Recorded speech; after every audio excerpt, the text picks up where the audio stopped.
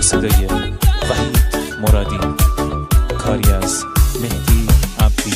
پلنگ وحشی بی من مرا دستیا کردی، یار جنگی من، شلوار پلنگی من، خالش و روزارم بر مسیا کردی، یار جنگی من، شلوار پلنگی من، حسی که به تدایمت برگی برندوه، یار جنگی من، شلوار پلنگی من، این جنگی کاتی عاشق تا که زندوه، یار جنگی من، شلوار پلنگی من. همه منطقه جنگ فقط تیر و تفنگه، رگبار فشنگه، هر خنت ساریکا داره مثل پلنگه، آماده جنگه، آماده جنگه. همه منطقه جنگ همش تیر و تفنگه، رگبار فشنگه، هر خنت ساریکا داره مثل پلنگه، آماده جنگه، آماده جنگه.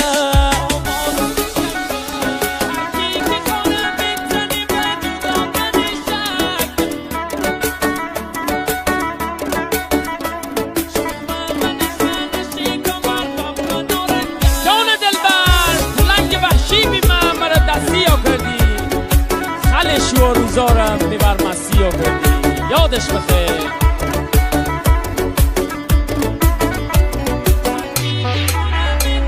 هر کی که کنه بزنی و جدا کنه شک، یار جنگی من، شلوار پلنگی من، شومه و نخانه کمر و منارنجک، یار جنگی من، شلوار پلنگی من.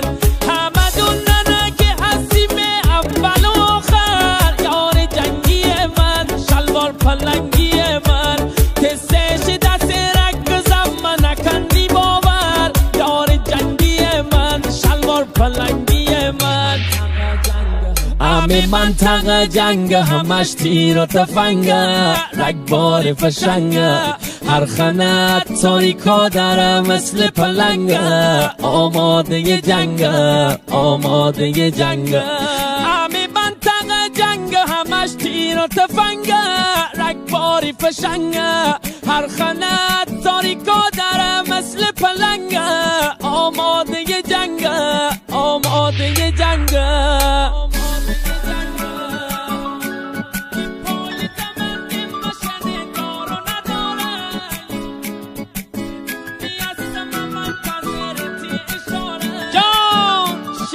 جنگی دا شلوار پلنگی دا، پای دمند مشن دار و نداره، یار جنگی من، شلوار پلنگی من، شدونی هستم منتظرتی اشاره، یار جنگی من، شلوار پلنگی من.